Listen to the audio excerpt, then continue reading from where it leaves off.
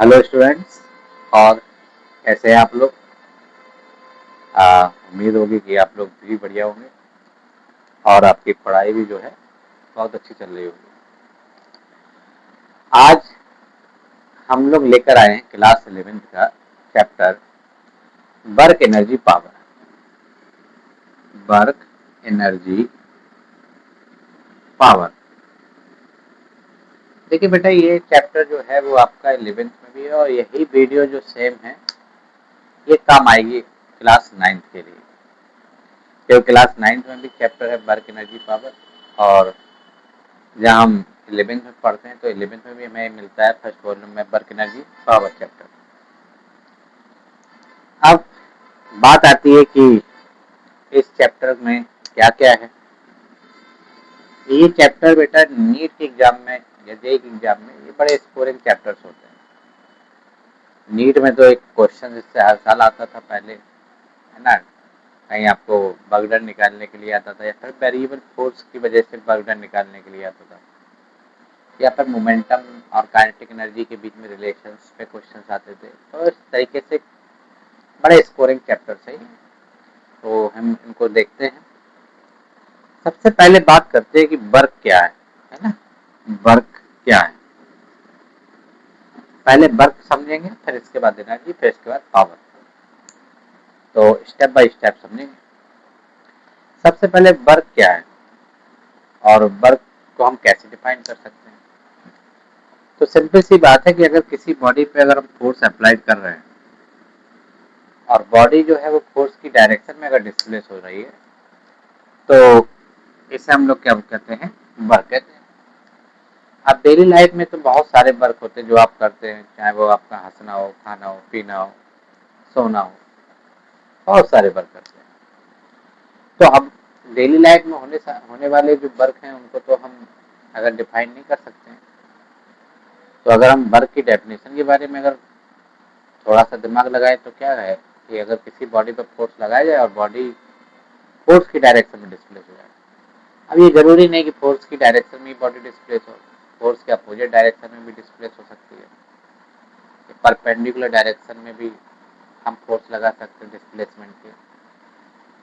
तो कहने का मतलब सिंपल सा है कि जब किसी बॉडी पर फोर्स लगाए और बॉडी फोर्स की डायरेक्शन में, फोर्स की वजह से बॉडी जब डिस्प्लेस होती है तो उसे हम क्या कहते हैं, वर्क कहते हैं।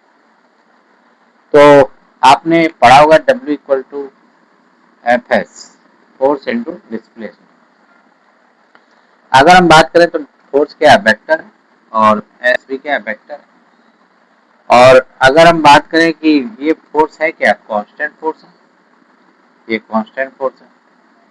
और जब हम दो वेक्टर का डॉट प्रोडक्ट ओपन करते हैं तो हम जानते हैं W इक्वल टू क्या लिख सकते हैं अपन, यहाँ से W लिख सकते हैं, W equal to F S cos theta. और जहाँ पे थीटा जो है वो एंगल किसके किसके बीच में, फोर्स और डिस्प्लेसमेंट। अब सपोज थोड़ा सा ध्यान अगर दें तो जैसे मैंने कहा कि कोई बॉडी है एम मास की और इसको मैंने किसी एंगल से सपोज हॉरिजॉन्टल पर रखी हुई है। तो अगर हॉरिजॉन्टल पर रखी तो इसको मैंने किसी फोर्स से या तो पुश किया या फिर पुल किया। अगर मैं पुश करूंगा तो बॉडी एक्स में ही डिस्प्लेस होगी, यानी आगे की। और ये अगर फोर्स है तो अब बताइए ये इसके बीच में क्या है, थीटा बन रहा है, और थीटा बन रहा है तो इसके कंपोनेंट हो जाएंगे फोर्स के। तो ये वाला कंपोनेंट जो होगा वो क्या कहलाएगा, फोर्स की डायरेक्शन में एफ क्या होगा, एफ कॉस थीटा। तो ये वाला एफ कॉस थीटा हो गया और ये वाला क्या हो गया, एफ साइन थीटा हो गया।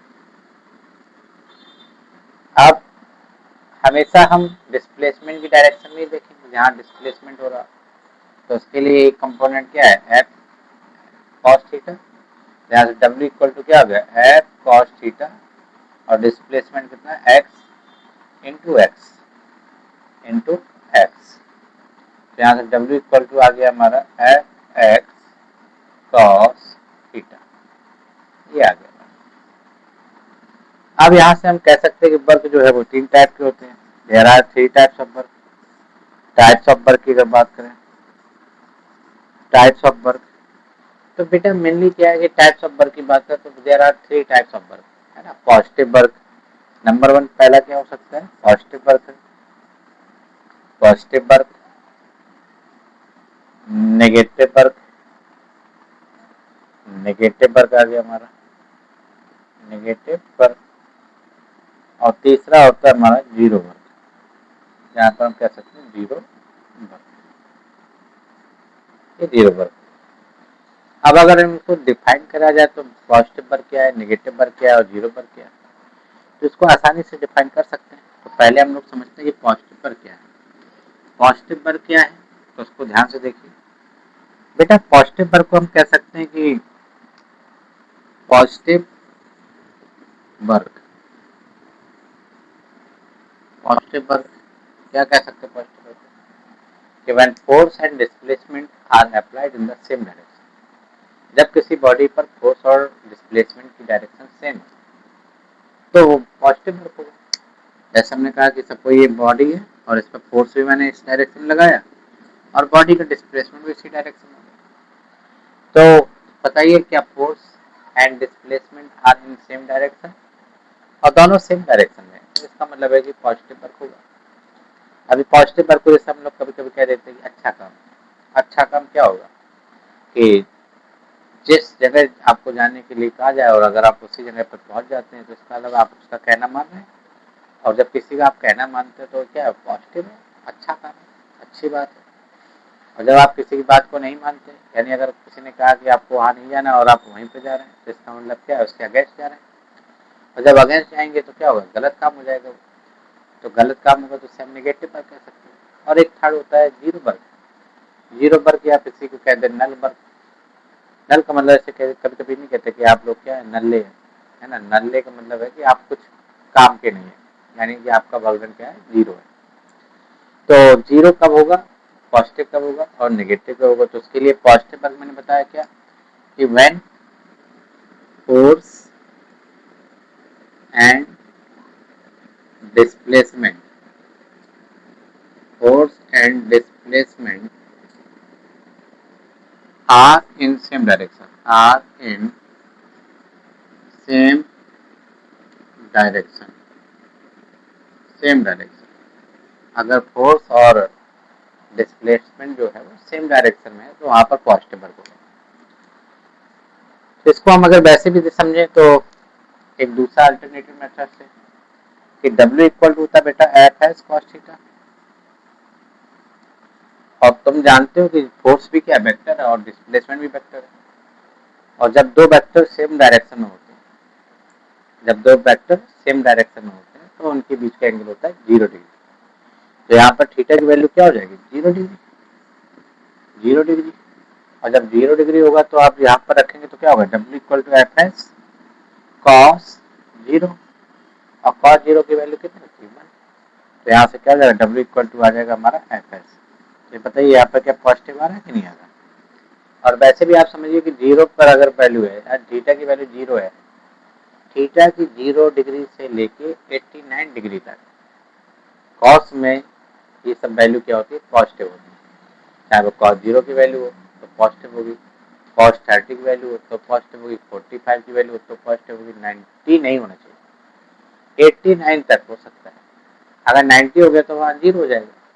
तो इसीलिए हम कह सकते हैं कि जब थीटा की वैल्यू 0 डिग्री से लेके 89 डिग्री तक, यानी जीरो से बड़ा हो या जीरो के बराबर हो बट 90 से बिलो हो, तब ऐसे केस में जो बर्डन की वैल्यू होगी वो हमेशा क्या मिलेगी, पॉजिटिव मिलेगी।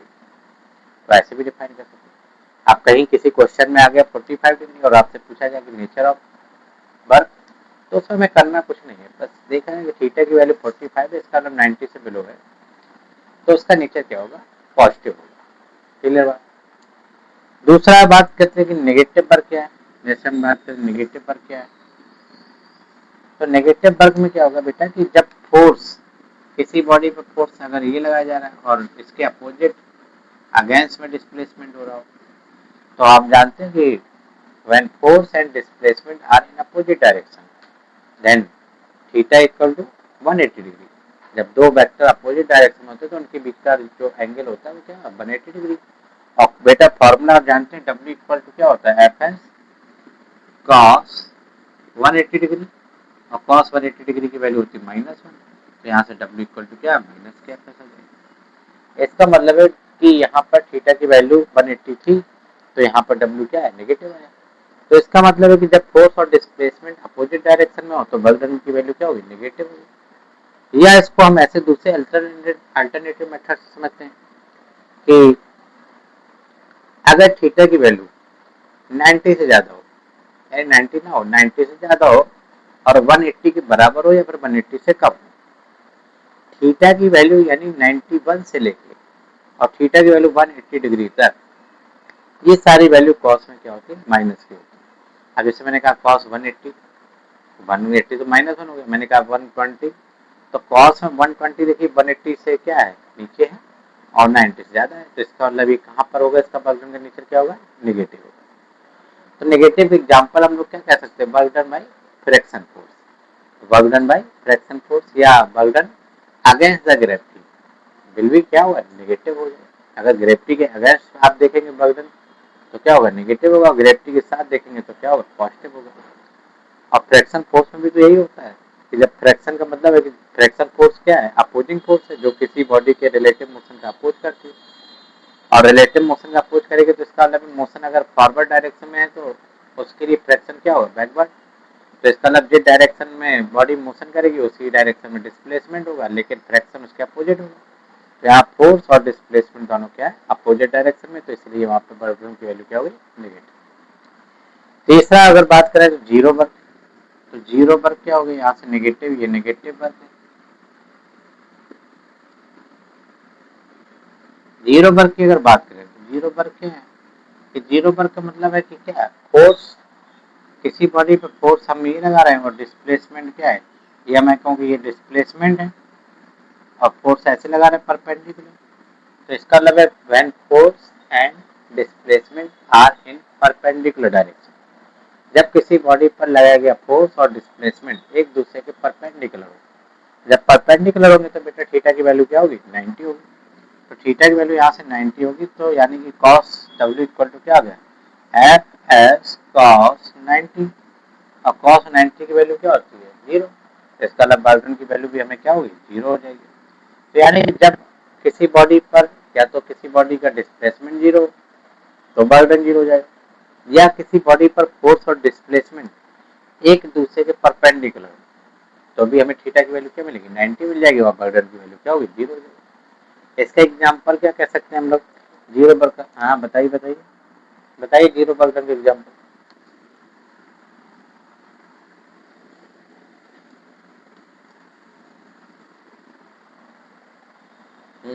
सही बता रहे हैं आप। और कोई ठीक है, बहुत अच्छा बताया भैया ने कि जीरो वर्क का एग्जाम्पल हम लोग कह सकते हैं, जीरो वर्क का example work done by centripetal force, work done by centripetal force. अब सेंट्रीपिटल फोर्स और सेंट्रीफ्यूगल फोर्स आपने कहाँ पढ़े सर्कुलर मोशन में, और सर्कुलर मोशन में आपने पढ़ा था कि जब कोई बॉडी सर्कुलर पाथ में मूव करती है तो उस बॉडी पे हम क्या लगता है सेंटर की तरफ एक फोर्स लगता है, इसे बोलते हैं हम लोग सेंट्रीपिटल फोर्स, और बाहर की तरफ लगने वाला सेंट्रीफ्यूगल होता है। और ये दोनों फोर्स का जो मैग्नीट्यूड होता है वो इक्वल होता है लेकिन अपोजिट होता है, इसलिए वो एक दूसरे को कैंसिल आउट कर देते हैं, बॉडी जो होती है वो स्टेबल रोटेट करती रहती है। अब यहाँ पर देखिए तो हर जगह पर ठीक है सेंट्रीपिटल फोर्स हमेशा सेंटर की तरफ लगेगा लेकिन डिस्प्लेसमेंट कहाँ होगा अपवर्ड, यहाँ से थीटा की वैल्यू क्या होगी 90, अब अब यहाँ यहाँ भी पे बढ़ देखिए गई। तो हर पॉइंट पर देखिए, अब यहाँ पर कोई बॉडी अगर एक्स में जाएगी तो फोर्स हमेशा कहाँ लगेगा सेंटीमीटर फोर्स, हमेशा सेंटर की तरफ लगेगा। तो यहाँ पर भी आपको थीटा की वैल्यू 90 मिल रही है, यहाँ पर भी देखिए तो यहाँ पर भी थीटा की वैल्यू क्या 90 मिल रही है कि नहीं मिल रही, बिल्कुल मिल रही है। यहाँ पर देखिए अगर ये बॉडी एक्स में जा रही है तो फोर्स हमेशा सेंटर की तरफ लगेगा, ये वहाँ पे भी थीटा की वैल्यू 90 मिल रही है। तो इसका मतलब है कि हर पॉइंट पर आपको देख रहे हैं कि थीटा की वैल्यू 90 मिल रही है, तो इसका मतलब वर्क डन क्या होगा जीरो होगा। इसलिए हम कह सकते हैं कि work done by centimetre force is always zero. Clear बात है। अच्छा, अब हम लोग देखते हैं कि बात W equal to F S cos theta जो आया वो क्या है, ये कांस्टेंट फोर्स की वजह से है। चलिए अब हम लोग देखते हैं नेक्स्ट।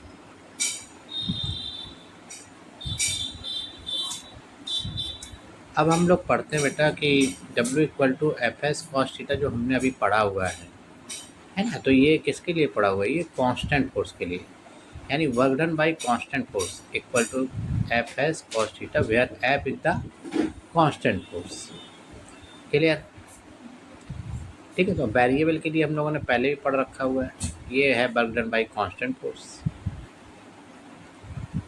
ठीक है, तो अब नेक्स्ट वीडियो आप देखिए, उसमें आपको work done by variable force मैंने आपको पढ़ाया हुआ है। एसआई यूनिट की बात करें तो क्या होगा, जूल होगी, और सीजीएस यूनिट की बात करें तो आर होगी। और आप 1 जूल इक्वल टू जानते हैं, 1 जूल इक्वल टू 10⁷ आर। क्लियर? और कैसी क्वांटिटी है, स्केलर क्वांटिटी है, तो हमने इसको भी स्केलर बोल दिया। स्केलर का मतलब मैग्नीट्यूड ओनली। क्लियर? चलिए, इसको लाइक करिए, सब्सक्राइब करिए और आगे शेयर करिए।